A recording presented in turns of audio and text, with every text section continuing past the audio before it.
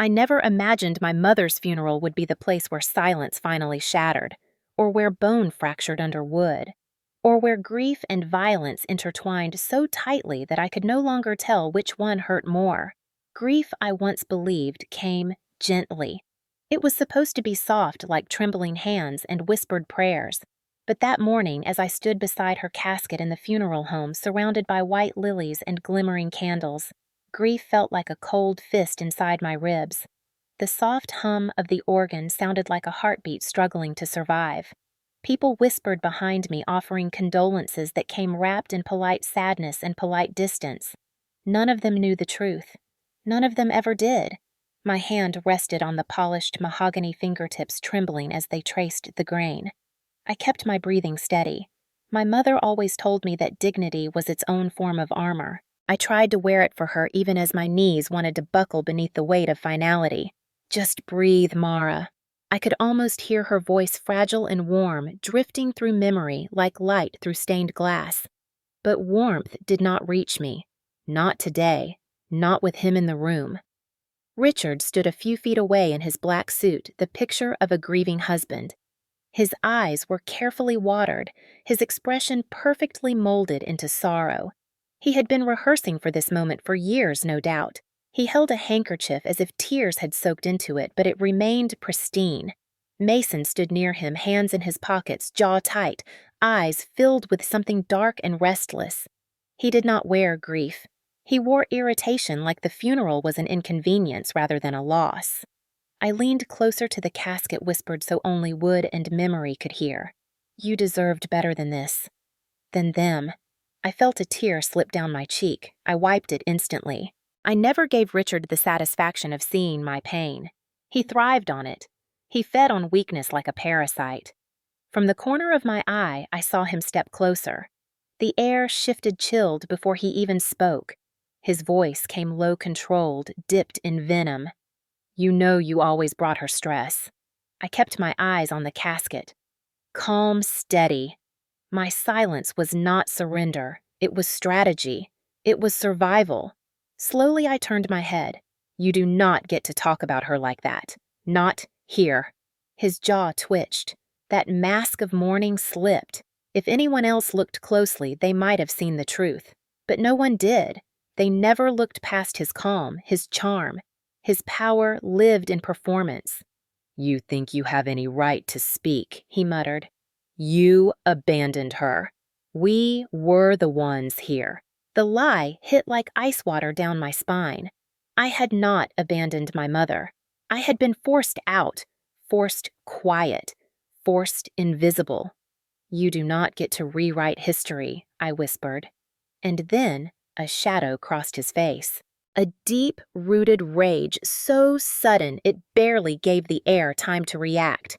He stepped back, reached behind him, and before I fully understood what was happening, his hands closed around a wooden chair.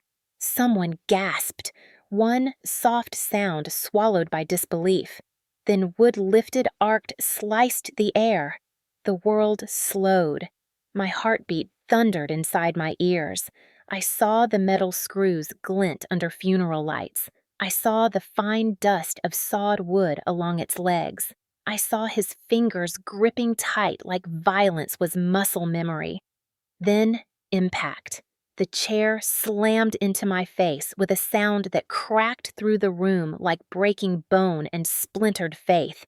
My vision flashed white. Pain roared across my cheek, my nose, my skull. My knees buckled. The world tilted violently. Blood flooded my mouth, hot and metallic, and spilled past my lips. My palms slapped the polished floor but could not hold my weight. I hit the ground hard. I heard screams then.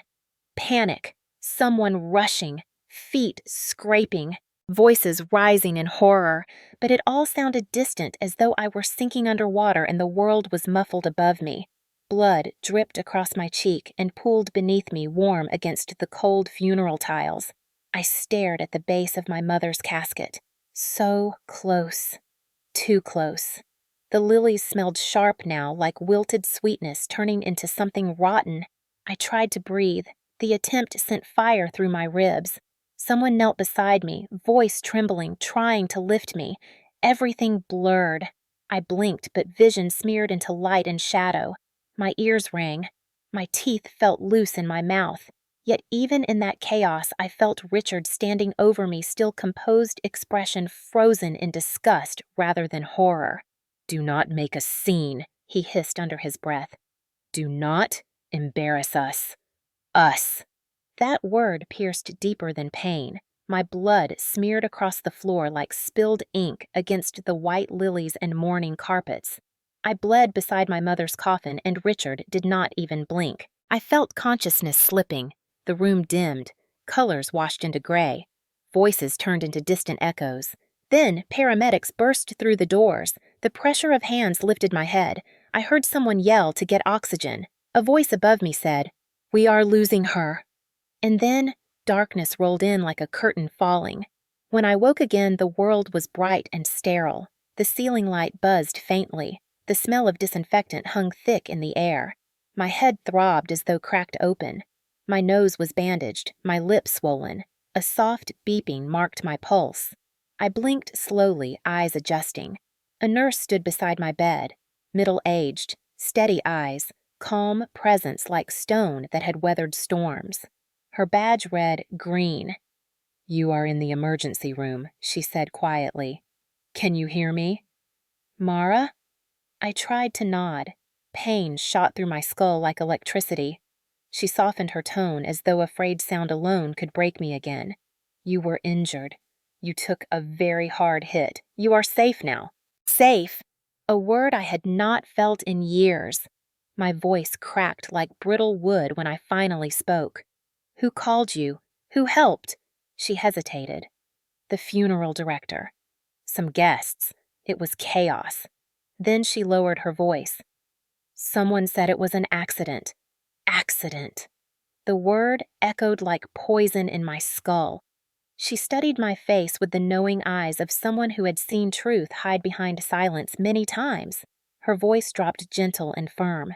"Mara, are you safe at home?" I inhaled slowly. Every breath burned. My pulse trembled across the heart monitor. For a long moment, I did not answer. Silence had been my armor for years. Silence kept danger asleep. But in that hospital bed surrounded by humming machines and harsh white light, I felt a different kind of silence forming inside me. Not fear, not obedience. Steel. Silence saved me for years. Maybe now it can destroy him. The monitor beeped steadily. Mrs. Green watched me waiting. I stared at the ceiling, cold resolve settling like frost in my veins. I was not broken. I was beginning. And somewhere between pain and breath, a quiet vow formed. This time, I would not bleed quietly. When I woke again, the world felt different. Not louder or brighter, but sharper, like every edge in the room had been honed while I slept. The ceiling above me buzzed faintly with fluorescent light, casting a sterile glow across the ER curtain. I lay still, listening to the rhythmic beep of the heart monitor beside me. Each beat sounded less like a pulse and more like a countdown to something inevitable. My nose pulsed with dull pain under stiff bandages. My cheek throbbed in a slow, heavy rhythm. My lips were swollen. My throat tasted like copper and cotton. A soft rustle of paper caught my attention before a gentle voice spoke. "You are awake again."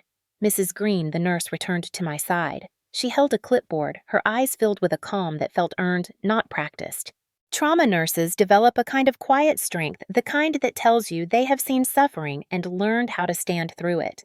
She set down a cup of water with a straw. "Sip slowly." I obeyed, my hand shaking slightly as I lifted the straw. Water tasted like something holy. When the straw slipped from my lips, she steadied the cup without comment. Her gaze searched my face, reading silence the way some people read books. Police officers came by earlier. They will likely return. My stomach tightened. The memory of wood hitting bone flashed like lightning through my skull. The organ music, the gasp, the sound of the chair cracking against me, and Richard standing above me as if he were swatting a fly instead of breaking a woman's face at her mother's funeral. Mrs. Green lowered her voice. They said your stepfather told them you tripped. My jaw clenched. Tripped. At a funeral. Into a wooden chair hard enough to break cartilage and split skin. It was insulting in its laziness. There are lies, and then there are lies told by people who assume the world will always believe them. I tried to steady my voice, but it came out thin. Did they believe him? Mrs. Green did not answer directly. Instead, she asked another question, softer, but sharper. Why did you not correct him? My lips parted, but no sound came. I could hear Richard's voice in my head, the way children hear bedtime stories. Do not make a scene. Do not embarrass us. Do not speak unless you want consequences. Silence had been my refuge, my cage, my muscle memory. I swallowed the movement, sending a burn down my throat. Habit, I whispered. She nodded as if she had heard that sentence many times from many different beds in many different ER rooms. Habit. Survival. I stared at the white sheet over my legs.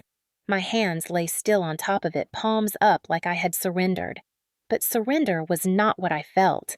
Something colder sat in my chest, coiling around my heartbeat like wire. A knock sounded on the metal doorframe near my feet. 2 police officers entered quietly. Both men, early 50s, weary eyes. The kind of officers who had seen domestic violence enough times to stop pretending it surprised them. One stepped closer. Ms. Collins, we are glad you are awake. We just need to ask a few questions. I nodded. My throat tightened again. You were injured at the funeral home. Can you tell us what happened? My heartbeat stuttered. The room suddenly felt too small. Their eyes were not cruel. They were searching, waiting. But silence still pressed against my ribs like a fist. If I say it out loud, it becomes real. If I say nothing, it stays contained. I parted my lips to speak, but only a breath came out. The officer continued gently. We spoke to your stepfather. He said you fell backward onto a chair and hit your face. I let out a short breath that almost resembled a laugh, but without humor. I did not fall. The words did not leave my mouth, but they echoed in my skull like a scream. Did anyone else see what happened? I forced out, voice hoarse. A few people witnessed the aftermath. Not the moment. The room tilted slightly. Of course, violence done quietly, hidden in plain sight. Always easier to deny when no one looks at the exact second a life cracks open. Mrs. Green stepped subtly closer to me, not intervening but supporting. A silent statement. You do not have to stand alone this time. The officer continued. If you wish to pursue charges now or later, the incident will be documented. You can decide when you are ready. He handed me a card. Domestic violence resources, legal assistance numbers, a hotline. I stared at it. One small card. One thin rectangle of paper. It weighed more than grief. It felt like a key. When they left, Mrs. Green watched me with her steady eyes. Sometimes silence protects you, she said softly. Sometimes it protects the wrong person. I did not respond. I could not. She squeezed my hand once, then moved away to check another patient. The curtain swayed, whispering behind her. I exhaled in a long, trembling thread of breath. Silence. The thing that kept me alive growing up. The thing that kept me invisible. Silence is not peace. Silence is the space where cruelty grows roots. My mother once taught me to be polite no matter what, to keep my voice soft, to stay composed, to not talk back, to not start trouble. I had learned those lessons well, too well. Now they sat like broken bones inside me. A soft knock pulled me from thought. A doctor entered. Tall, silver hair, steady gaze behind rectangular glasses. He reviewed my chart, examined my bruises, and spoke calmly. You have a nasal fracture, a cheek contusion, possible mild concussion. You will need rest and monitoring. A social worker will come see you soon. My lips parted. My voice sounded foreign. How long will I stay here? At least overnight. Possibly longer if swelling increases or dizziness persists. After he left the room, felt too quiet again. Hospital air carries sounds differently. Whispers become heavier. Machines hum like they know secrets. Somewhere down the hall, a woman cried softly. Somewhere else, a monitor alarm beeped 3 times, then stopped. I stared at my hands again. Fingers slightly bruised from throwing them up too late to block impact. I had never looked weaker. I had never felt stronger. Something had shifted. Pain did not frighten me anymore. Silence did not comfort me anymore. I realized I was not waiting for someone to save me. I was waiting for myself. The weight in my chest did not feel helpless. It felt ready. My pulse steadied, my breathing smoothed. Revenge was not fire. It was ice, sharp, patient. And right then, under hospital lights and antiseptic air, I made a silent promise. He took my voice at her funeral. I will take his power in the light of day. Silence saved me before. Silence will bury him now. I was not always quiet. I want to say that clearly before the world decides to believe silence was born into me. It was taught, it was shaped, it was sculpted by circumstance and sharpened by grief. But once long before the word stepfather ever entered my vocabulary, I was a little girl who laughed too loudly, who ran barefoot through dew-covered grass, who painted rainbows on construction paper, and believed that love was as permanent as a heartbeat. My father made the world feel safe. That is the truth that lives at the core of everything I have survived. I remember sitting on his lap at the old upright piano in our living room, his large hands guiding my small fingers across ivory keys. He never played complicated songs, just slow lullabies, the kind that settle into your bones and stay there long after childhood ends. He smelled like cedar and fresh laundry. His voice was low and gentle, like it had been made for bedtime stories and whispered comfort. "You do not need to play it perfectly," he would say as my fingers stumbled over notes. "Music is not about perfection. It is about feeling. Feeling." I did not understand then how rare that kind of safety was. I only knew that when he was there, nothing in the world felt too loud or too sharp. My mother would watch us from the kitchen sometimes, her smile soft and tired, wiping her hands on a dish towel as she leaned against the doorway. That was before life hardened the edges around her, before fear carved its lines across her face, before loss hollowed something irreplaceable in both of us.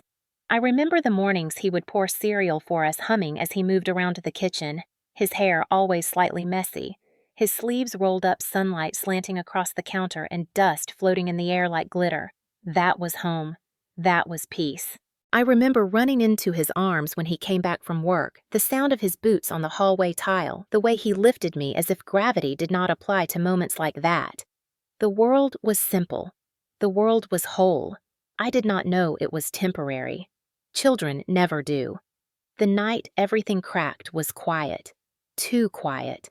I woke to hushed voices from the hallway and the soft stutter of my mother's breath. My room was dark, but fear slipped under my door like a cold draft. I climbed out of bed, dragging my stuffed rabbit behind me, and pressed my ear to the hallway wall. I could hear my mother crying, voice low and trembling. I do not want her to see this. She should not remember him like this. A pause. My father's voice weaker than I had ever heard. She will remember the love. That is enough.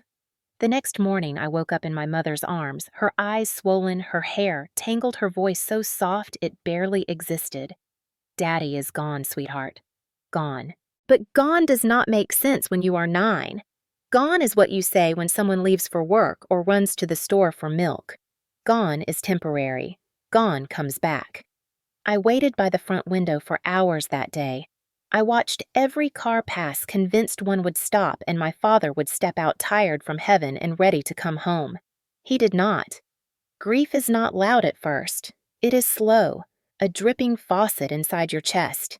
It makes you small, not because anyone tells you to shrink, but because the world suddenly feels too big without the person who made it feel safe. I stopped running barefoot. I stopped painting rainbows. The piano sat untouched. Sometimes I sat on the bench, staring at the keys, waiting for his voice to guide me, but silence wrapped around my shoulders like a cold shawl. My mother tried. She cooked his favorite meals even though she could barely eat. She put on lipstick every morning, like routine could keep her from breaking apart. But grief hovered around us like a shadow we could not shake. Nights were the hardest. I could hear her crying through the walls, quiet sobs she thought I did not notice. I would curl into myself and clutch my stuffed rabbit until my fingers hurt. One evening I found her in the kitchen sitting on the floor with her back against the cabinets, a bottle of wine half empty next to her. I froze in the doorway, afraid. She lifted her head slowly, her eyes glassy, and whispered, "He loved you so much, baby, so much." But she did not reach for me. She did not get up. She let tears fall into her hands while I stood alone, unsure how to bridge the space between us. When a father dies, everyone rushes to comfort the widow, but children grieve in silence. They are expected to be resilient, to bounce, to understand what even adults cannot make sense of. I learned to be quiet then. I learned that grief made adults fragile, and fragile adults could not carry anyone else. That is where silence began. Not out of fear, out of survival. Months passed. My mother's tears faded into exhaustion. She stopped crying out loud and started crying in the way she moved slow and mechanical, like each step was heavier than the last. One day, she put away my father's clothes. She folded his shirts with shaky hands, packed his boots in a box, and closed the lid as if sealing him away would help her breathe again. I watched from the hallway. I did not speak. I wanted to scream. I wanted to pull everything back out and put it all exactly where it had been. But I stayed silent. Silence was loyalty then. Silence was love. The world shifted again when Richard appeared. I remember the first time he came to the house. He stood too straight, smiled too wide, spoke too smoothly. He brought flowers and a bottle of wine. He complimented the house, complimented my mother, complimented everything except the emptiness he stepped into. My mother smiled. A tired smile, but a smile. And that terrified me. She deserved comfort. Of course she did, but comfort should not look like invasion. He took up space like he owned the air. He ruffled my hair as if affection could be claimed by strangers. He studied the family photos on the mantel and made comments that felt too familiar for someone who did not belong. He sat in my father's chair. That was the first fracture. Small, sharp. It slid under my skin like a splinter. "Daddy sat there," I whispered. My mother froze. Richard laughed softly, brushing it off, saying something about just being a guest. But his eyes said something else. Claiming territory, testing ground. My mother told me not to be rude. She did not mean to hurt me. She was drowning and grasping for anything that looked like stability. But when a drowning person grabs, they do not always pull themselves up. Sometimes they pull others down. After that night, he returned often. He filled the room with presence, with voice, with control, disguised as charm. He spoke over me, corrected me, interrupted my small attempts at speaking about school or piano or memories. Slowly, I learned that silence was easier than trying to exist in rooms where someone else was taking up all the air. One afternoon, he came early. I was sitting at the piano pressing keys, hesitantly trying to remember the song my father taught me. He stood in the doorway and listened for a moment before saying in a low voice, "Maybe focus on things you are good at instead." Then he walked away. I stared at the keys, the notes suddenly foreign and heavy. Silence pressed down like a hand over my mouth. I did not play again for a very long time. Looking back, that was the moment I first felt myself disappear. Not all at once, quietly, inch by inch. But silence did not protect me from pain in the years to come. It only prepared me for it. It taught me how to clench my jaw instead of cry, how to watch instead of react, how to survive instead of collapse. My father taught me love. Richard taught me silence. And silence, I later learned, can become a blade sharper than any scream if you hold it long enough. Teenage years are supposed to be awkward and loud and messy. They are supposed to be filled with slammed doors and whispered secrets, too much eyeliner, and too much hope. But my teenage years did not come with rebellion or laughter or clumsy first love. They came with quiet, with rooms where voices lowered when I entered, with footsteps measured so they would not echo, with the constant hum of tension sitting beneath the wallpaper like mold. By 13, Richard and Mason had settled into the house like they had always belonged there, and I was the one who needed permission to exist. My mother floated through rooms like a ghost who smiled when spoken to, but never quite landed anywhere.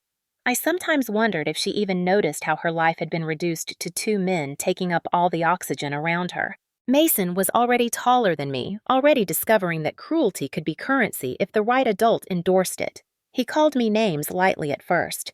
Quiet freak, ghost girl, library rat. But every time I bristled or tried to speak up, Richard offered a smirk or a gentle rebuke meant only for me. Do not be so sensitive, Mara. Boys tease. Learn to take a joke. The word joke soon became the cloak that covered every small cruelty. I learned then that abuse does not always roar. Sometimes it chuckles. Sometimes it ruffles your hair and calls you sweetheart while stealing your place at the table. When I was 14, Mason spilled an entire soda down the front of my school uniform at the breakfast table. The cold liquid soaked through my sweater and shirt and dripped down my skin. My mother gasped, half rising from her chair, but Richard placed a calming hand over hers. Accidents happen. Right, Mason. Mason grinned at me, unapologetic, daring me to argue. He never said it was an accident. He did not need to. I swallowed hard, nodded, walked upstairs in silence to change. That was the beginning. Not dramatic, not loud. Just a soda can, a smirk, and a father figure who told me my discomfort was impolite. Over time, Mason grew bolder in the way boys do when they are rewarded for dominance instead of corrected. Sometimes he flicked food at me during dinner. Sometimes he took my backpack and hid it. Once he snapped my pencil in half simply because I had been humming quietly while doing homework. I remember that moment clearly. He broke the pencil. I froze. He leaned in and whispered so only I could hear. You do not belong here. I looked toward my mother. She was chopping vegetables in the kitchen, her shoulders tense, pretending not to notice. Richard leaned against the counter, sipping coffee, eyes flicking between us with mild amusement. Silence stretched like a rope around my throat. I did not report him. I did not argue. I said nothing. And in that nothing, something inside me hardened. School became my sanctuary. Libraries became my refuge. Teachers praised my grades and my patience and my quiet obedience, not realizing that silence was not gentleness. Silence was armor. I got straight A's. I volunteered. I earned awards. But accomplishments did not matter in a house where only one boy was allowed to shine.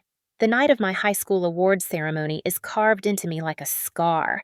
I stood backstage in my best dress, clutching my speech heart pounding with anxious pride.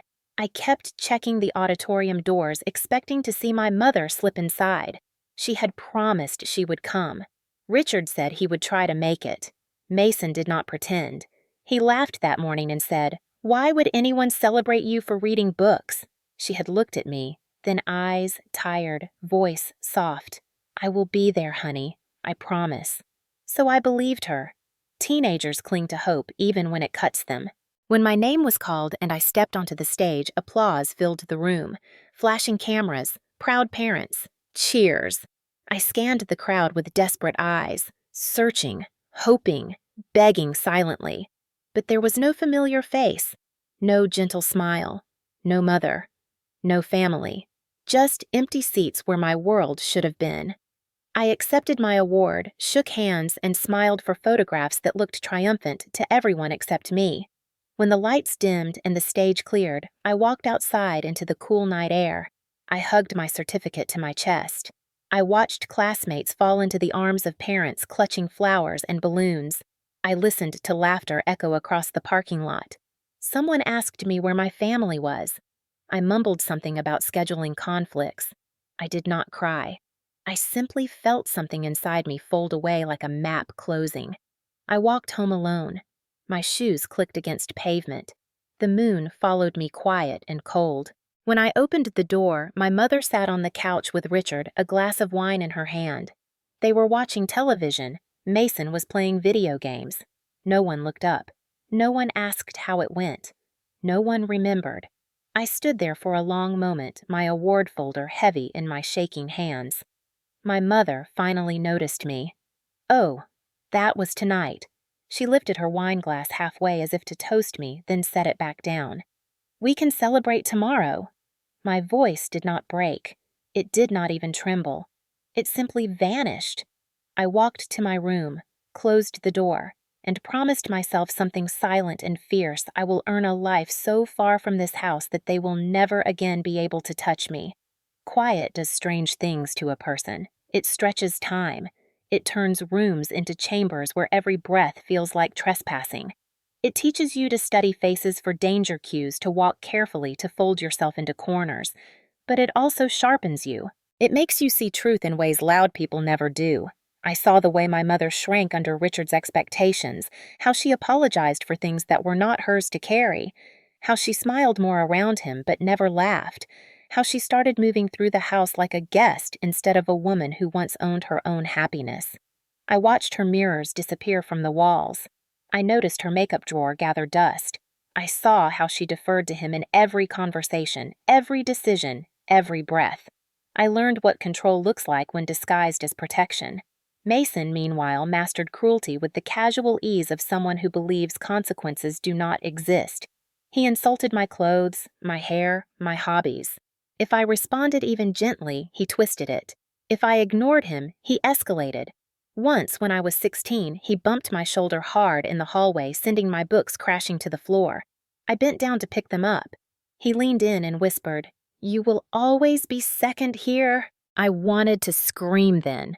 Not because of the words, but because of the truth inside them.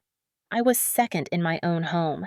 I was an afterthought in the place where I was supposed to feel safe. But instead of screaming, I locked the feeling away. I swallowed it whole. Silence settled into me like stone. People mistake silent girls for weak girls. But silence is not weakness. Silence is strategy. Silence is waiting. Silence is survival until survival becomes strength. The turning point came not with a shout, but with a whisper. One evening, while washing dishes alone after dinner, my mother approached me. She placed a hand on my back so gently I almost did not feel it. "I am sorry," she whispered. I knew what she meant. I also knew she would never say more. Fear once swallowed becomes internal law. But in that tiny apology I heard truth. And truth is fertilizer for rebellion. I did not confront anyone. I did not slam doors. Instead, I started to prepare for escape. I studied harder. I saved every dollar from my part-time library job. I planned scholarships and college applications like battle strategies. And every night before bed, I whispered a promise to myself. This silence will not be forever. Someday I will speak again, and when I do, they will listen. Quiet bruises leave invisible scars, but invisible does not mean forgotten. It means stored, cataloged, waiting. I did not know it then, but every insult, every dismissal, every moment I was erased was becoming evidence. The world would one day call it resilience. But at the time, it was something simpler: self-preservation, silent preparation, a seed waiting for the right moment to break the earth. Darkness does not kill a seed, it strengthens its roots. I spent my teenage years underground, but roots grow best in the dark, and when they finally reached the light, they would not be gentle. Illness does not enter a home like a storm. It slips in like a draft under the door, cold and quiet and barely noticeable, until suddenly the entire house is freezing. My mother began to look tired first. I remember thinking she simply worked too much, that perhaps grief still clung to her bones. But then she started losing weight, not in the way people do when they diet, but in the way people do when life begins to drain out of them quietly. Her eyes remained glassy long after tears dried. Her hands shook when she thought no one was watching, and one morning I found her sitting at the kitchen table long after sunrise, a cup of coffee untouched in front of her, staring into nothing, as if waiting for permission to move. It was Richard who first said the word that flattened the air in the room: cancer. He said it like he was delivering news of a stock price drop, voice steady, expression mildly inconvenienced. My mother sat silently beside him, fingers twisting the edge of her sweater. I looked at her then and saw fear sitting in her eyes, like a child who had no one left to hold her hand. I asked if she was going to be okay. She smiled in that painful way people do when they have already accepted a truth they hope you never will. "We are going to fight it." But Richard did not fight anything. He adjusted schedules and complained about hospital parking. Mason pretended not to notice she was ill at all. If grief had hollowed my mother's sickness, finished the job. The woman who once hummed while cooking began to move slowly, like her bones ached from merely existing. She stopped wearing lipstick. She rarely brushed her hair. She slept often, and with every passing week, the weight of caring for her fell almost entirely on me. I was 18 when I learned how to change bed sheets for someone too weak to stand. I learned how to spoon soup into her mouth slowly so she would not choke. I learned how to pretend I was not terrified when she threw up blood for the first time and whispered my name in panic. I learned to sit on the cold bathroom floor at 3 in the morning while she cried into my shoulder, her body shaking with a fear she had no words for. Meanwhile, Richard drifted like a shadow. He kissed her forehead when visitors came and disappeared when they left. He learned how to feign concern in front of doctors and how to vanish into his study the second we returned home.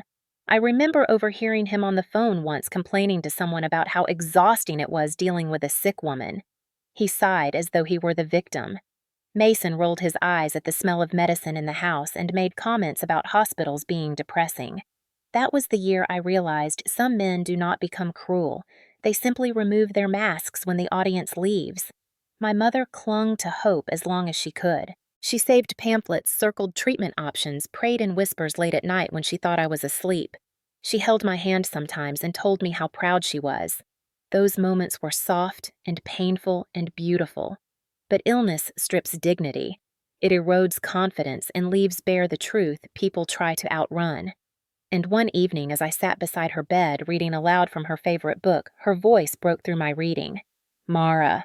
She sounded fragile and heavy with emotion. I set the book down and took her hand. She stared up at the ceiling as though the past were written there. "I should have protected you," she whispered. Her voice cracked. "I failed you." I froze. Those words pierced deeper than any wound I had ever carried. I did not know whether to comfort her or collapse. She turned her head toward me slowly, eyes glassy and full of regret that had been waiting years for permission to speak. I was afraid of losing him. I was afraid of being alone again. I let him silence you. I let him shrink you. I let him hurt you in ways I never admitted. I did not breathe. I did not blink. I simply held her hand, my heart pounding in my ears. Her next words were a confession and a plea wrapped together. I knew. I always knew. Every bruise you did not wear. Every moment you swallowed whole. I saw it. I just did nothing. Tears rolled down her cheeks. They did not fall fast. They fell like surrender, slow and heavy, pulled by years of regret. I forgave her in that moment, not because she earned it, but because I had been waiting to hear those words my entire life. She squeezed my hand with the little strength she had left. "I love you more than anything. I wanted to save you, but I was too weak." I swallowed grief like a blade. I pressed her fingers gently and whispered, "You do not have to apologize." But we both knew she already had. A few weeks later, she called me into her room again. This time she did not cry. This time she was determined, voice steady despite her frail body. I changed my will. My heart stopped. She looked toward the doorway, listening for footsteps before lowering her voice. "He cannot have anything of mine. You will inherit the house." My hand trembled in hers. This was not just love. This was protection. This was a mother gathering her last strength to shield her child from a wolf she once trusted. Richard walked in moments later, his presence shattering the fragile bubble around us. He smiled at me like I was furniture. He kissed my mother's forehead and tightened his hand just slightly too hard on her shoulder as if reminding her who held control. But she did not look at him. She looked at me, and in her eyes I saw apology love and something else I could not name until years later: permission. Permission to stop shrinking. Permission to stand when she no longer could. Permission to become the woman she wished she had been strong enough to be. She passed in the winter. The world outside was white and quiet, coated in a layer of stillness that felt like morning itself. Snow fell like ashes. She died with my hand in hers and a soft whisper on her lips. "I am sorry. I love you. I tried." I held her as her breathing slowed. I held her when it stopped. I held her when her body cooled. I held her when the nurse gently pried her fingers from mine. And that night when the house went silent, I heard Richard talking in the next room, his voice calm, controlled, already planning, already calculating. As though she had never been anything more than a chapter he decided was over. My grief did not scream. It chilled. It settled like frost in my veins. And while people brought casseroles and condolences, I moved through the house like a ghost with eyes open wide. I watched Mason laugh in the kitchen an hour after the memorial phone in hand, untouched by loss. I watched Richard pour himself a drink and mutter about paperwork and expenses. I watched them live comfortably inside my mother's absence. And in that new silence, something inside me shifted. The version of me who once believed silence was survival died with my mother. In her place grew a person who understood what she had whispered in her final days. Silence protects nothing if the wrong people are allowed to speak over it. My mother's death hurt. It carved me open. But it also planted a seed watered by regret, fed by grief, strengthened by her confession. I did not know it then, but the day she died, the first brick of my own justice was laid. And when my stepfather lifted that chair at her funeral and shattered bone, he did not break me. He activated me. My mother could not save me in life, but she armed me in death, and I intended to use every weapon she left behind. The house felt wrong the moment I stepped inside. Not just quiet, not just heavy, but wrong in the way a room feels after a nightmare wakes you and you cannot quite separate dream from reality. The funeral flowers still clung to my hair, their fragrance cloying and sickly sweet, as if grief had followed me home and decided to rot here. My cheek ached, a deep throb beneath swollen skin, my nose stiff beneath the bandages. Every breath whistled faintly, reminding me that something in me had broken, but not the part Richard meant to break. The first thing I saw was the chair. Still there. Still lying on its side near the hallway steps, the wooden leg stained dark where my blood had dried. No one had moved it. No one had cleaned a thing. It sat like a monument. Proof. A whisper of violence that no longer needed witnesses to be true. I stopped in front of it and stared, feeling the hum of memories press against my skull. I could still hear the gasp, still feel the thud, still taste copper and humiliation. My hand hovered in the air, as if I might reach out and touch the leg that cracked against my face. But instead, I lowered my hand and whispered in my own mind, "Not this time. Not anymore." Richard appeared in the living room doorway. Sleeves rolled up, tie loosened, as if he had just returned from a normal day and not the public assault of his stepdaughter at her mother's funeral. His expression did not hold guilt, not even irritation, just impatience, like grief was an inconvenience, and my injuries were something I should apologize for. "You are home," he said without warmth. "Clean that up." His eyes flicked to the chair, then to the dried blood smeared across the floor. It made something twist inside me. Not pain, not fear. Clarity. I looked at him and felt nothing familiar. No intimidation, no shrinking, no urge to avoid conflict. Instead, I felt a strange kind of stillness settle into my bones, as if my body had finally caught up to a truth my soul already knew. "You should not be here," I said quietly. It was the first line of defiance spoken out loud, not in imagination. Not whispered into a pillow, but into the air between us. His face tightened. "Do not start. You embarrassed us today. Do not make this worse." Embarrassed. That word sat like acid on my tongue. I pressed a palm gently to my bandaged nose and felt heat rush under my skin, not from pain, but from a truth rising too quickly to suppress. "I nearly died," I said softly. "You did that." His expression flickered not with guilt, but with anger that I had spoken the truth out loud. His voice grew sharp low, controlled, the way a man threats before shouting. "Enough! Your mother would be ashamed of you." The sentence landed like ice on my spine, but I did not flinch. Instead, I felt a memory swell inside me, my mother's trembling voice whispering from her hospital bed. "I should have protected you. I failed you. I always knew." And suddenly, I did not feel alone. I felt guided, pulled up by invisible hands that had waited years for me to stop bending. My voice stayed calm.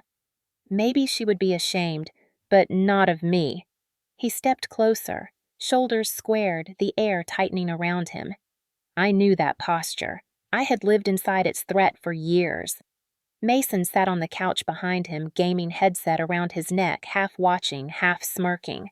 "How are you still here?" was written across his face. I did not give either of them the satisfaction of fear. Instead, I lowered my gaze to the phone in my hand. It was recording, tucked in my sleeve screen, dark microphone awake. I clicked the button with the lightest touch of my thumb. A new world began recording. Silence may have kept me alive before. Now it would become my weapon. Richard noticed my expression and narrowed his eyes. "Wipe that look off your face," he snapped. "You think you matter here? You are nothing without us." A familiar sentence, one I had swallowed for years. But this time it did not sink. It rose. I lifted my head slowly, like emerging from water, like reclaiming breath. "No," I murmured. "I am nothing because of you." His jaw tightened, a shadow crossing his features. Mason laughed, once quiet and sharp. The sound barely reached me. Some part of me felt like I was standing outside my own body, watching the moment a girl ceased being prey and became something else entirely. I bent, lifted the chair, and set it upright with calm deliberation.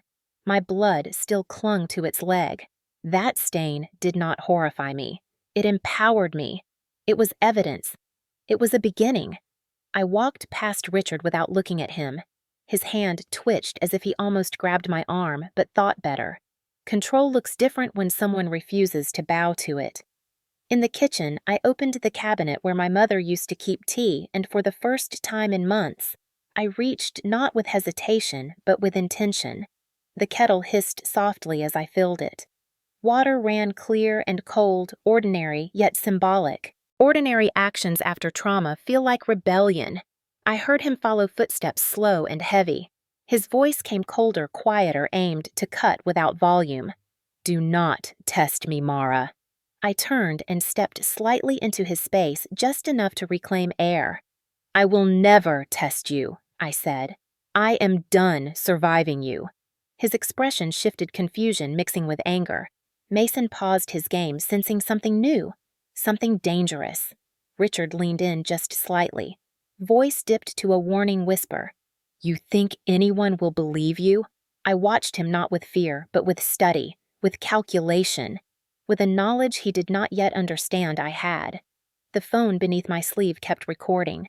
My heart beat slowly, steady, controlled. "Oh, yes," I said quietly. "One day they will." I faced him fully, then meeting his gaze without dropping mine. And I knew he felt the shift. Power cracked. The wolf sensed the sheep was not sheep anymore. But before he could say another word, I walked upstairs, my hand gliding along the banister like a farewell to fear. In my room, I closed the door gently. Not a slam, not drama. Strength is quiet when it is real. I clicked stop on the recording. File saved. First piece of evidence collected. My reflection in the mirror held bruises, swelling shadows beneath my eyes. But beneath the damage, I saw steel. Pain stayed. Fear left. And silence was no longer obedience. Silence was strategy. Silence remembers. Silence plans. Tonight, I would rest. Tomorrow, I would begin. Strength does not always arrive like a battle cry. Sometimes it comes disguised as a knock on a hospital door or a name printed in small letters on a business card. For me, it came in two forms: a nurse with eyes that had seen truth too often to be fooled, and a man who carried the law like a blade instead of a shield. Mrs. Green found me before I was discharged. She approached quietly, hands clasped, gaze steady. There was no softness in her expression today. Compassion, yes, but laced with something firmer. Resolve. She lowered her voice as she handed me a folded piece of paper. "I do not give these often," she murmured. "Some people are not ready, but you are past ready." Inside was a card. Crisp, heavy paper. A name printed in clean black type. Mr. Hale, attorney at law, domestic violence and family protection. I stared at it. My fingers trembled, but not with fear, with recognition. Fate sometimes whispers. Sometimes it delivers a shove. Mrs. Green leaned closer. "You do not have to fight alone. Some monsters only fall when the right eyes see them. Then she did something small yet monumental. She touched my shoulder, steady, as if anchoring me to the moment I became someone who would not be silenced again. When I returned home after the hospital, the house felt smaller, like the walls knew they could not hold me much longer. I waited until Richard and Mason left for the afternoon. The minute I heard the door close, I dialed the number on the card. My voice shook on the first hello, but steadied by the second syllable. "I need help," I said. The response did not come as sympathy, but as structure. Controlled, practical. "When can you come in, Ms. Collins?" The next morning, I sat in a quiet law office with thick books lining the shelves and framed degrees hung neatly across the wall. The room smelled of leather ink and justice slowly earned. A man entered. Early 60s, salt and pepper hair, deep lines at the corners of his eyes that came not from age but from years of seeing the world without looking away. He offered his hand. "You must be Mara." His voice was steady, not gentle, not cold, just anchored in truth. I nodded. He sat across from me, folding his hands, studying my face, not as a victim, but as a witness to something dark that needed light. "Tell me everything," he said. So I did, not in one flood of emotion, but in measured words. The years of silence. The bruises you could not see. The night in the kitchen when Richard stole my mother's laughter piece by piece. The chair, the blood, the floor beneath my cheek at the funeral. Every word felt like glass leaving my throat sharp but freeing. He did not interrupt. He did not soften. He simply absorbed. When I finished, I braced myself for pity. Instead, he spoke with the precision of truth sharpened over decades. Men like him rely on silence. They survive because no one puts their voice into evidence. He tapped the table once slow. "You already started collecting proof. That tells me you are not here to cry. You are here to win."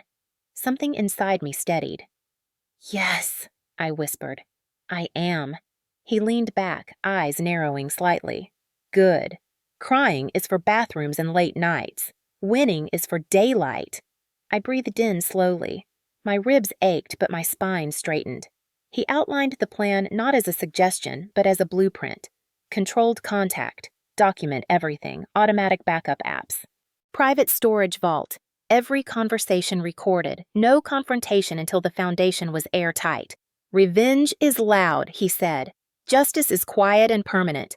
I felt the world shift again. I was no longer a wounded girl in a funeral home. I was a woman in a war room. He handed me a small device, a discreet recorder disguised as a key fob. "You will not go into battle unarmed." I closed my fingers around it and felt power settle into my palm. He paused, then spoke with the weight of someone who had watched silence break differently for many women. "Your mother tried to protect you in the end. Let us finish the job she started." My throat tightened. Not with weakness, with loyalty, with legacy. When I walked out of his office, the sun looked different, less warm, more like a spotlight waiting for me to stand beneath it. In the parking lot, I sat in my car with the recorder in my lap and the new vows forming in my chest like steel poured into a mold. I am not hiding anymore. I am hunting. When I drove home, I was not afraid. I was aware. My hand brushed the device in my pocket every few minutes, like prayer beads, each touch a promise.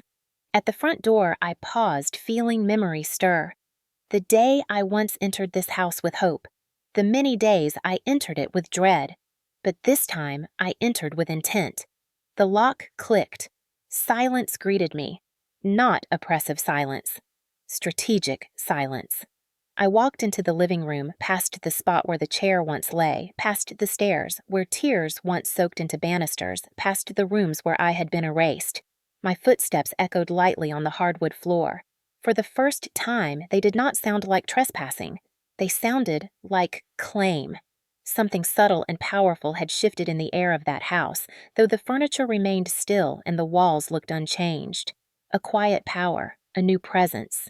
Me. And as I stood there alone, but not lonely, bruised but not broken, preparing to record the truth of the men who believed they owned me, I whispered a sentence into the empty room. Not angry, not afraid, just absolute. Silence fed you. Silence will bury you.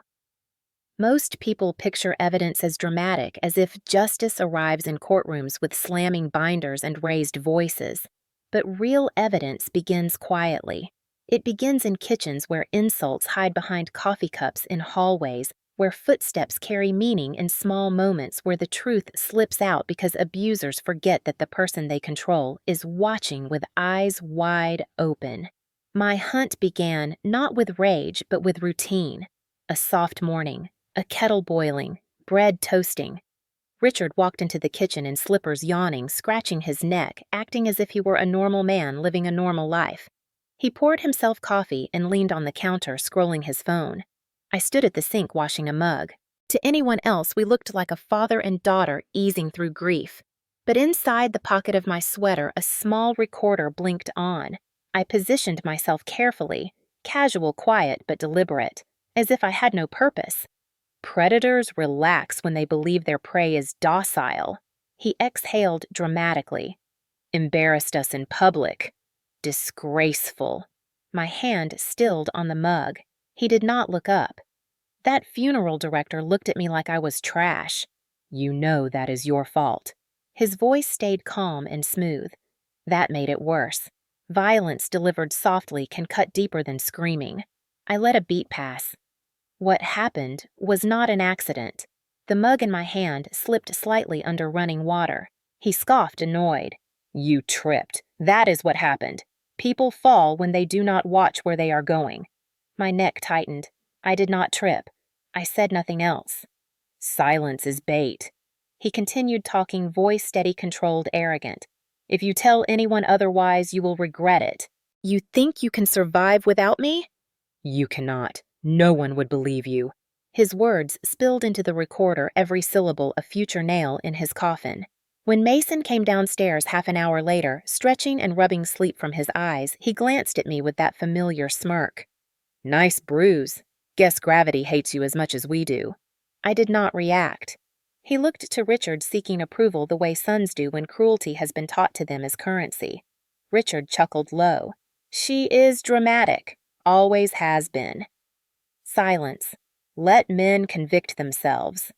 Later that afternoon, Mason sat in the living room playing video games. I walked through phone recording audio. He laughed suddenly into his headset. Yeah, she totally deserved it. Should have seen the way she hit the ground. I froze. My pulse quickened. He kept talking. Everyone knows she makes drama. If she told the cops anything, they would laugh. That was another drop of poison, another truth recorded. I did not let him see me tremble. I walked upstairs and placed another recorder under a pile of folded towels in the bathroom cabinet. I placed one behind a framed picture in the hallway. I left my phone charging face down on the kitchen counter, recording while I cooked dinner. I learned how to look like I was not listening while I collected every syllable. Sometimes justice needs patience more than anger. One night, Richard paced the living room on the phone. I stood in the hall, invisible in my own home. His voice floated through the crack in the door. She needs to get over it. It was not that bad. She will calm down. She always does. My fingers curled into fists. He paused. And if she does not, we will make her. That sentence lodged itself in the device, a thorn ready to pierce him when the time came. Over the next days, I gathered hours of proof. Threats masked as advice. Gaslighting packaged as concern. Mason laughing at the way my face swelled. Telling someone online that I needed to learn my place. Calling me pathetic. Saying no one wants a broken girl. I did not break. I sharpened. The house felt smaller, but my world grew larger. I had an attorney. I had my mother's will. I had my voice, even if I was not speaking loudly yet. I recorded Richard when he complained about hiding financial transfers. I recorded Mason bragging about hacking accounts for his friends. I recorded comments about controlling bank access. I recorded quiet, drunken insults muttered under breath when they thought I slept. I slept with my phone beside me, recording in case whispers of danger crept into the night. Each clip was a stitch sewing my exit, each sentence a brick in the wall I was building between who I used to be and who I was becoming. Days blurred. My bruises faded, but the resolve under my skin hardened. I did my chores. I cooked meals. I answered politely. I played the role. Wolves do not expect the lamb to sharpen knives beneath wool. One evening, I sat at the dining table pretending to scroll my phone. Mason walked by and nudged my chair with his foot. "That bruise looks almost healed," he said. Shame. It was funny. My eyes stayed downward. Silence. He added, "Dad should have done that years ago." A slow breath filled me steady and cold. I hit record again. Richard entered moments later.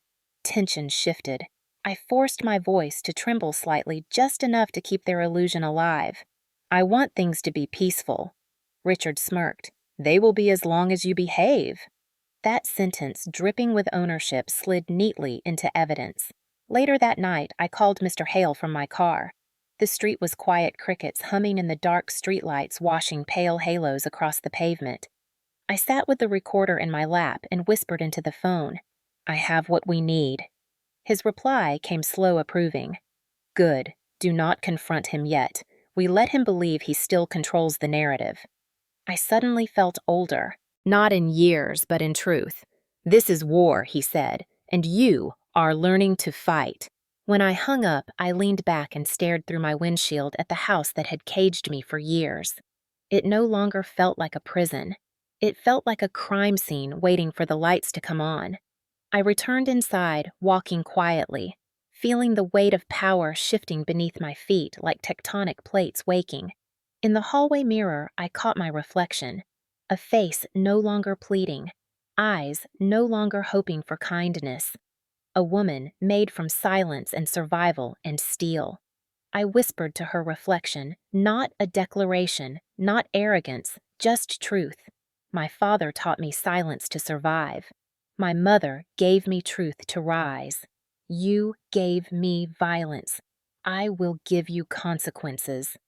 My voice was barely audible, but power does not need volume. Power needs choice. And I had made mine. Soon they would learn what happens when the quiet girl decides she deserves air. Soon they would hear silence speak. Confrontations do not always begin with raised voices. Sometimes they begin with a phone vibrating at dawn. My screen lit up with a brief message from Mr. Hale. "Bring everything. Today. Bring your voice too." For a moment, I stared at the ceiling, letting the words settle. It felt almost unreal. After years of shrinking myself to survive, the time had come to expand, to fill space, to walk into truth instead of away from it. I rose slowly, each movement deliberate. Shower, dress, pull hair back, look at bruises in mirror.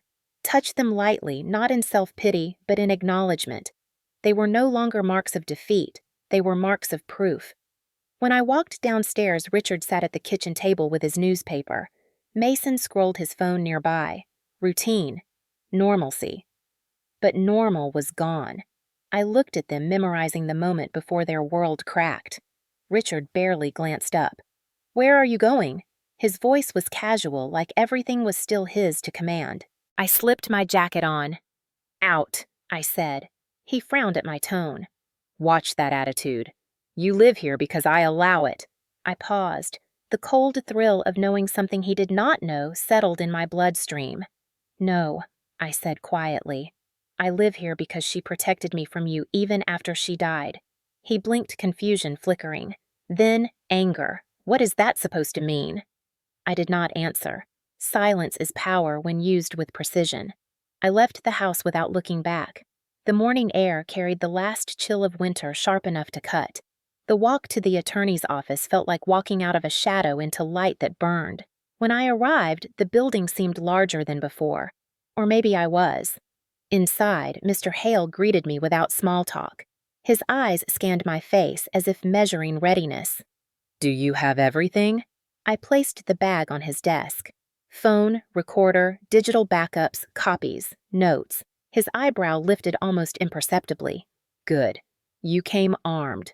I nodded once. He leaned back. "They will be here soon. Now breathe. They will try to perform innocence. They will lie. They will twist. They will try to turn you into the villain, and you will let them speak, because every word they choose will only bury them deeper." He looked at me for a long moment. "There is a difference between silence and surrender. Today, silence will be your witness." A knock at the door cut the room open. The receptionist's voice floated in. "They are here." I exhaled slowly. My pulse thudded steady. Controlled. The conference room was glass-walled bright with morning sunlight, too transparent for lies to hide. Richard walked in first, dressed in a crisp suit, jaw set in practiced grief expression, sculpted for sympathy. Mason followed, hands in pockets, trying to look bored but failing to hide tension. They expected something small, a lecture, a conversation, a warning. They did not expect exposure. Richard looked at Mr. Hale, then at me, face twisting in condescension. "Mara, this is unnecessary. If you just apologize, we can put this behind us." He spoke like a parent indulging a tantrum. My voice did not shake. "I am not here to apologize. I am here so you can hear yourself." Confusion flickered again. Irritation. Mr. Hale interlaced his fingers on the table. Gentle at first. "Richard, we will begin. I will play a few audio clips. If there is context you wish to provide, we will allow you to respond afterward." Richard straightened, smug, returning. "Good. Because we have nothing to hide." That was the last moment he believed he had control. Mr. Hale pressed a button. The room filled with Richard's voice. "If you tell anyone otherwise, you will regret it. You think you can survive without me, you cannot. No one would believe you." Silence followed, thick, unforgiving. Richard's face drained. His mouth opened slightly, instinct rising to deny, but before sound escaped, another clip began. "She is dramatic, always has been. It was not that bad. She will calm down. She always does." Richard inhaled sharply. "That is taken out of context. Context appeared immediately from the next recording, and if she does not, we will make her." Mason shifted in his chair, unease creeping up his throat. Richard leaned forward, trying to reclaim dominance. "This is ridiculous. She is manipulating you. She has always been unstable." Mr. Hale pressed another button. Mason's voice filled the room, loud, arrogant, unfiltered. "Yeah, she totally deserved it. Should have seen the way she hit the ground." The chair broke her nose. It was hilarious. Mason's eyes went wide as if the sound had betrayed him personally. He stuttered. "I was joking. That was a joke." The next clip played instantly. "Dad should have done that years ago." Richard whipped his head toward him. "You said what?" he hissed. Mason flushed, panic rising. "She provoked us. We did nothing wrong." Wrong. Wrong. Wrong. Each denial only deepened the hole. I sat silent, unmoving, letting truth do the violence for me. Mr. Hale lifted a finger. "There is more. Financials, threats, derogatory comments, but this should be enough for now." Richard's voice cracked with anger. "You think this will hold up? She has mental issues. She is emotional. No one will take this seriously." He turned his gaze toward me, expecting flinching. Instead, I looked him directly in the eyes. Calm, no hatred, just clarity. "You broke me in front of my mother's coffin, and you thought silence would protect you." Mason shoved back in his chair, voice rising. "We treated you like family, and you repay us by stabbing us in the back. You are pathetic. You are nothing." That final sentence echoed, the exact words he once whispered in hallways like curses. Now they sounded like confessions. Mr. Hale stood slowly. "I am obligated to inform you that law enforcement has been briefed. As we speak, a copy of these recordings is being delivered to detectives. Assault, coercion, intimidation, financial misconduct." He paused. "And harassment. For Mason." Mason's lips parted. His skin paled. Richard shot to his feet. "You will regret this. You have no idea what you are starting." Mr. Hale did not blink. "I know exactly what we are finishing." The door opened. 2 officers stepped in. Calm. Official. Unshakable. Richard's bravado collapsed into disbelief. "This is absurd. I am grieving. She is lying." Mason backed away, hands shaking. "Wait. No. You cannot take us." They reached for handcuffs. One officer spoke evenly. "Richard Collins, you are under arrest for assault and coercive control pending investigation. Mason Collins, you are under arrest for harassment, intimidation, and potential cyber intrusion." The sound of cuffs clicking matched the sound in my memory of wood hitting bone. Hard, final, irreversible. Richard met my eyes as they restrained him. His voice broke with fury. You think you won. You will regret this. I stood, slowly. I did not raise my voice. I did not shake. I simply spoke truth with weight that did not need volume. I am not afraid of you anymore. Mason spat a curse as they pulled him forward. Richard lurched once toward me, but the officers held him. I took a step closer, not out of threat, out of closure. My voice barely audible, steady as breath. You should not have touched me at her funeral. Silence followed, heavy, sacred, like the moment after thunder when the world realizes the storm has changed everything. They were let out. The door shut, and the room exhaled. I remained still for a moment, grounding myself in the reality that power had shifted forever. Then my knees softened slightly, not in weakness but in relief, so deep it felt like exorcism. Mr. Hale placed a gentle hand on the table. Well done, Mara. You did not scream. You did not fight dirty. You brought truth into the light. I nodded, breath steady. My voice was soft. I did not want revenge. I wanted reality. And now the world sees them. He nodded once firm. This is the beginning. Justice is long. But you have already won the first battle. Outside sunlight streamed through the windows like blessing. I felt it on my bruised skin, warm, earned. And as I walked out of that building into air that finally felt breathable, I whispered one final truth to myself. I did not rise for revenge. I rose to end silence. Healing does not arrive as triumph. It arrives as quiet. The first morning after everything broke open, I woke not to fear or footsteps or the weight of being watched, but to silence that felt clean. I lay there for a long time, staring at the ceiling, letting my lungs relearn how to breathe without bracing. The bruises on my face had begun to yellow at the edges.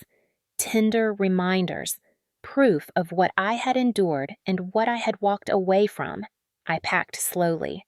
A few clothes, the photo of me and my mother at the beach when I was 8, both of us squinting in the sun. A pair of shoes worn at the soles from pacing late at night. My father's piano sheet music still creased from small hands learning where melody begins. I moved through the house like a ghost collecting pieces of a life that had been paused for years. No one stopped me. There was no voice booming from the kitchen, no laugh dripping with disdain. The absence of their presence felt like sunlight after weeks of rain, warm and disorienting. I closed the front door behind me gently, not to be polite, but because I did not need to slam it to prove anything. I drove to a small furnished apartment across town. Nothing special. Beige walls, soft yellow light, a single window overlooking a quiet street lined with maple trees holding onto the last traces of winter. It felt like a blank page. I set my things down. The air hummed with unfamiliar freedom. I sat on the empty floor for a moment, legs crossed, hands resting loosely in my lap, and exhaled the breath I had been holding for years without realizing. There was no applause, no dramatic score. Just me and a room and a life waiting to be lived. The first night's sleep came slow, but when it arrived, it was deep, uninterrupted, dreamless. The kind of sleep people call peace without knowing how precious it is. Morning light filtered through the blinds, and I woke before my alarm body rested for the first time in what felt like a lifetime. I made tea, mint with honey, my mother's favorite. The first sip trembled against my lips. Not from fear, from softness, from realizing I could taste sweetness again. I stood in the kitchen and felt the quiet settle around me, not like a cage, but like a blanket. My shoulders lowered, my jaw unclenched. I did not need to listen for footsteps or anticipate anger. I walked barefoot across the carpet, feeling the plush fibers warm under my skin, a sensation I had forgotten mattered. In the afternoon, I went to a piano store downtown. I told the clerk I was looking for something simple, beginner-sized, he assumed. No, I smiled softly, memory-sized. He did not ask questions. He showed me a second-hand keyboard, keys slightly worn, sound pure enough to hold a heart. I brought it home and placed it by the window.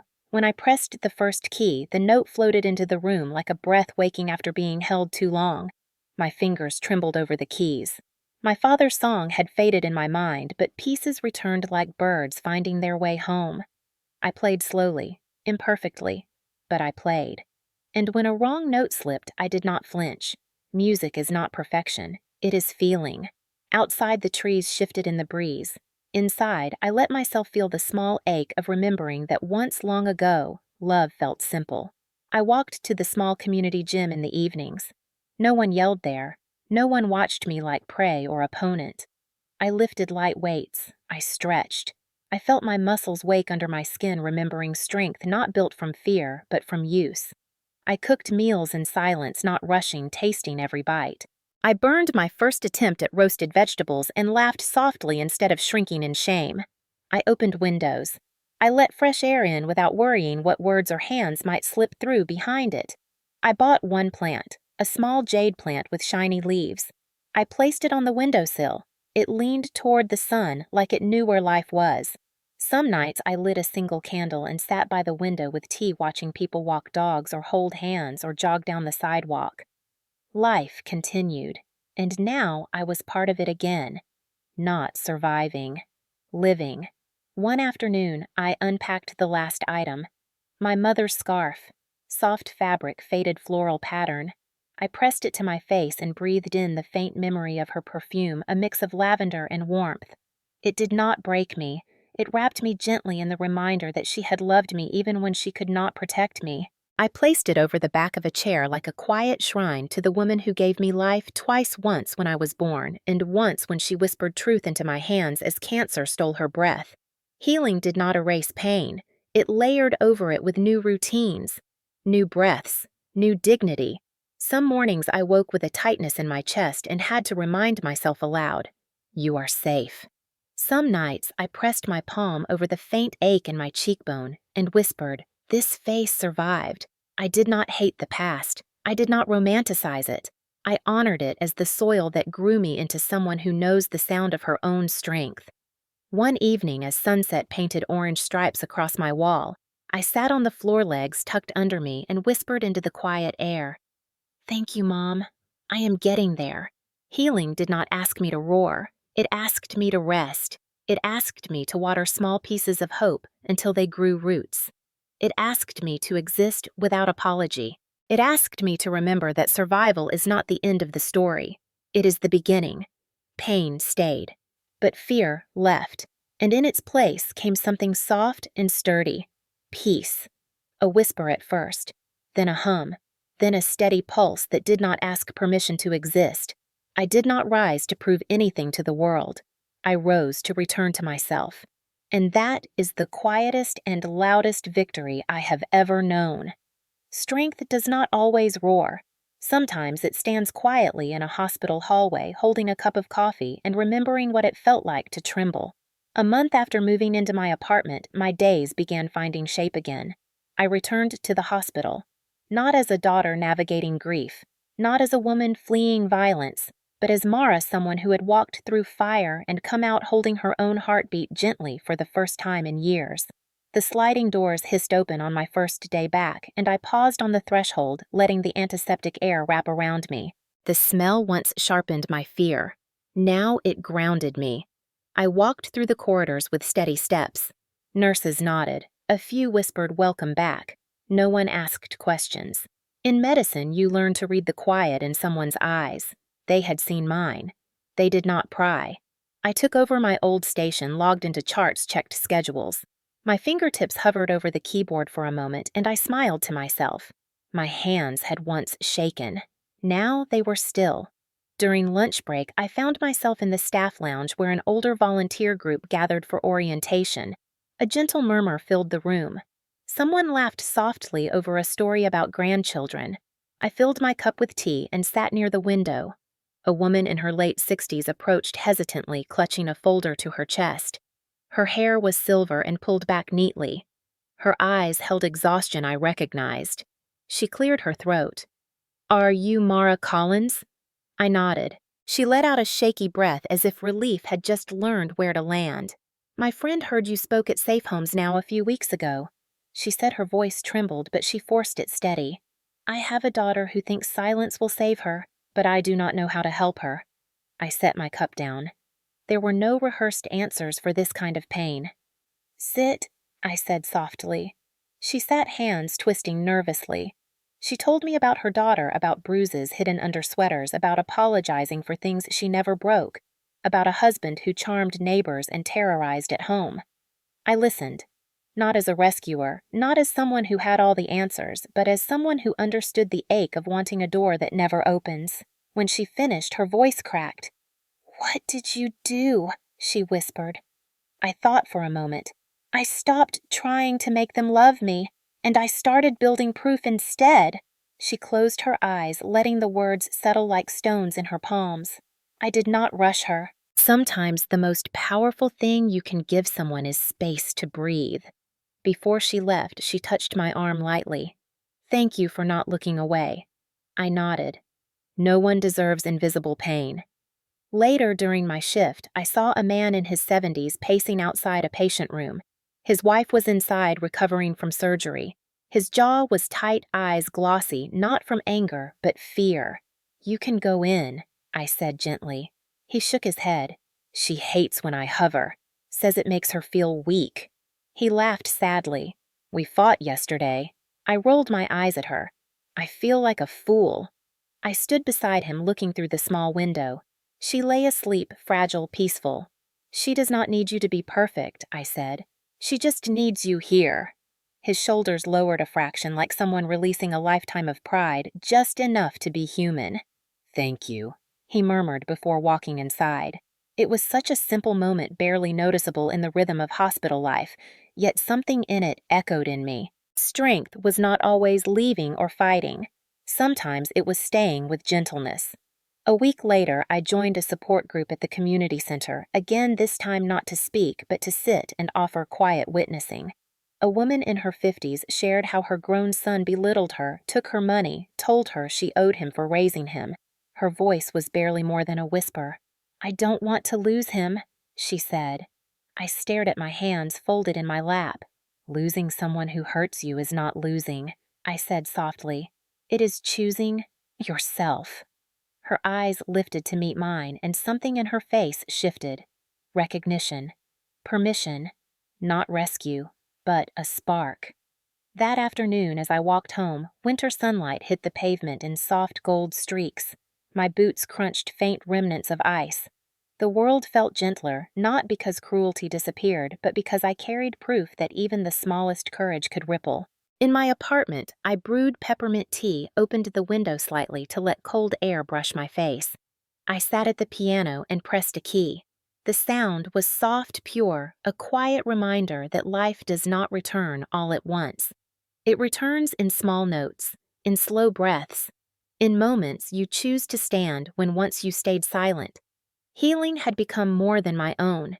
It had become something I could place into another person's trembling hands. Not wisdom, not authority, just presence. Someone once stood beside me when I could not lift my voice. Now I stood so others could learn how to lift theirs. I never called myself strong out loud. Strength, I learned, does not boast. It simply stands. And when someone newer, more fragile came to sit beside me, I did not tell them they would be fine. I told them they mattered. I told them silence does not protect you. It only protects the people who hurt you. I told them pain does not make you weak. It makes you human. And humanity, when reclaimed, is a revolution.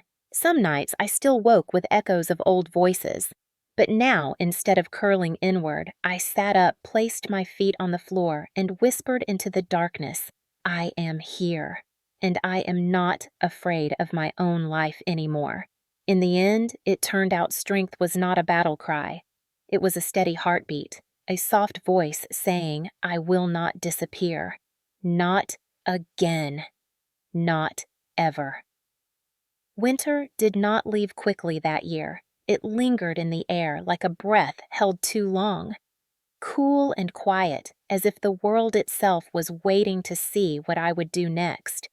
A year had passed since the funeral, since the chair, since the sirens and the white hospital lights that felt like judgment and mercy all at once. A year since I bled beside my mother's coffin and learned that grief can be a battlefield and silence can be armor sharpened by survival. I walked through the cemetery gates with a single white rose in my hand and a miniature wooden chair in my coat pocket. Snow crunched under my boots. The sky was pale, washed with the soft blue of late morning winter light. I found her headstone easily. I always did. The name, etched in stone, looked softer than the years behind it. My mother. A woman who loved me imperfectly, who feared the wrong man, who found her courage too late to stop him, but just in time to save me in her own quiet way. I knelt and brushed a light dusting of snow from the granite. I did not cry. Tears were not the only language of love anymore. I placed the rose gently on the ground. Then, with careful hands, I set the tiny chair beside it. My breath came out in a visible cloud, soft and steady. "He thought breaking me in front of you would silence me forever," I whispered, "but all he did was show me who I needed to become." The wind moved lightly through the bare trees, carrying sound in fragments. A crow cried somewhere in the distance. I closed my eyes and let the world settle. For a moment, I could almost feel her hand smoothing my hair like she used to when I was small. Not a memory, not a ghost, just love lingering where it once lived. "I used to think justice would feel loud," I said softly. "I thought I would scream or collapse or shake the world, but it felt like walking away with my spine straight. It felt like breathing without asking permission. It felt like choosing my own name and not letting anyone smother it again." I ran my fingers gently over the stone. "I forgive you, Mom. Not because everything makes sense. Not because you always chose right, but because you tried in your own frightened way. And because I need room in my life for softness, the kind you never learned to keep for yourself." I stood slowly, brushing snow from my knees. My coat rustled lightly in the wind. Silence stretched around me, not empty, but sacred. I turned and walked back toward the gates, each step firm. Outside the cemetery, I paused, looking at the world in front of me. Cars rolled by on the quiet road. A woman walked her dog. A child laughed somewhere behind a fence. Life moved, and I moved with it. Later that day, I sat at my small kitchen table, a cup of warm tea between my palms. Steam curled into the air. My apartment was still sunlight pooling on the hardwood floor like gold spilled by accident. I opened my laptop and checked emails. One message caught my eye. Subject line, State Prison Rehabilitation Program, volunteer request. They want someone who understands trauma recovery to mentor women nearing release, the email began. Someone who has lived it. Someone who knows how to rebuild quietly. My heart beat once in my chest, slow and deliberate. I did not hesitate. I typed yes. Then I closed the laptop and let the commitment settle in my bones. I did not survive to disappear. I survived to widen the doorway for someone else clawing their way into the light. That evening I went for a walk by the river. Ice clung to the edges of the bank. Water moved beneath it, patient and unstoppable. I stood with my hands in my coat pockets watching the current shift. The world did not know my story, not fully, but it did not need to. Power does not always demand recognition. Sometimes it simply chooses peace. "If someone hurt you while you were grieving," I whispered to the water, "I see you. If someone told you silence was loyalty, I see you. If someone tried to break you because your strength reminded them of their own emptiness, I see you." My voice did not echo. It did not need to. It landed where it was meant to.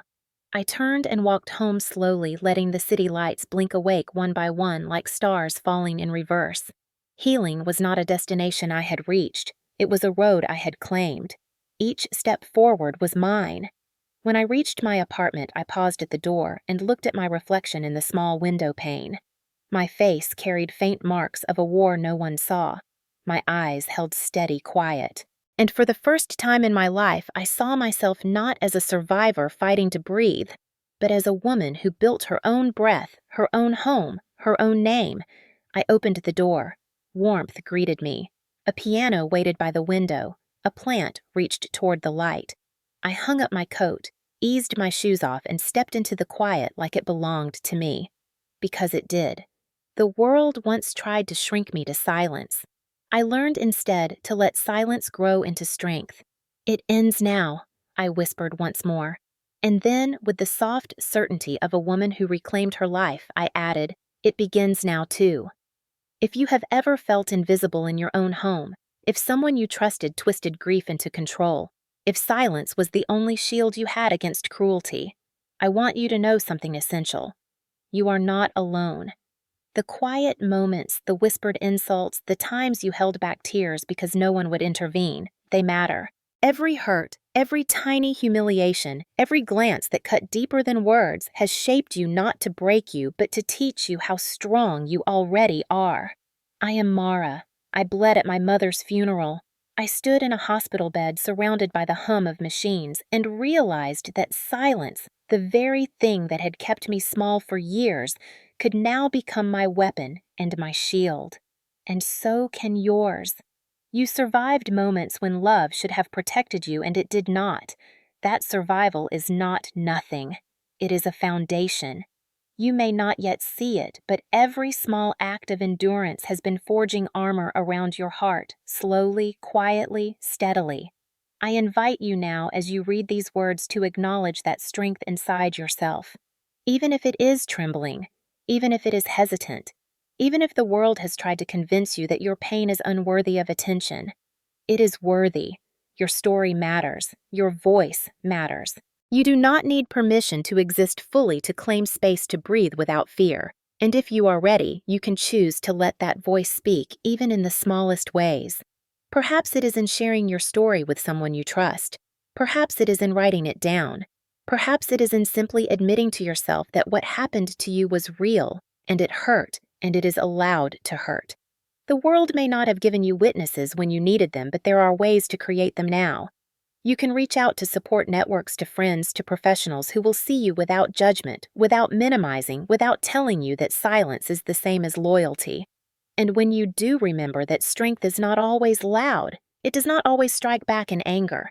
Sometimes it rises softly in measured steps, in quiet acts of reclaiming your life, your autonomy, your peace. Healing can be subtle, it can be gradual. It can be a long, winding road that begins simply by showing up for yourself even when the world is silent. I want you to imagine standing in a room you once feared, a place where someone tried to control you, belittle you, or erase you.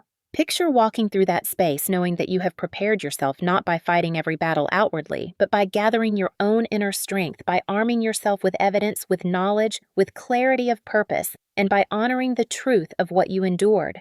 That is how victories are won that no one can take away from you. It does not matter if they call you dramatic, if they dismiss you, if they think you are too quiet to matter. You are already counted. You are already seen by the universe in the way that matters most for surviving, for enduring, for claiming your breath and your heart. If you are reading this and your heart is trembling, I invite you to leave a comment to write. I see you if you feel ready to reclaim your voice, to whisper your own truth into this space. Let it be a message that you exist and that your story deserves to be witnessed. It is not about revenge. It is about clarity, dignity, and finally standing in your own power without apology. This is your moment to begin the journey of transforming silence into strength, pain, into wisdom, and survival, into life fully lived. You are not just a survivor. You are a witness to your own resilience. And every day, every small choice to honor yourself is a quiet victory. If you take nothing else from my story, take this: your pain does not define you. Your endurance does. Your voice, however soft it begins, can grow into the anthem of your life reclaimed. Stand up, breathe, and whisper to the world, I am here. I matter. I will not disappear.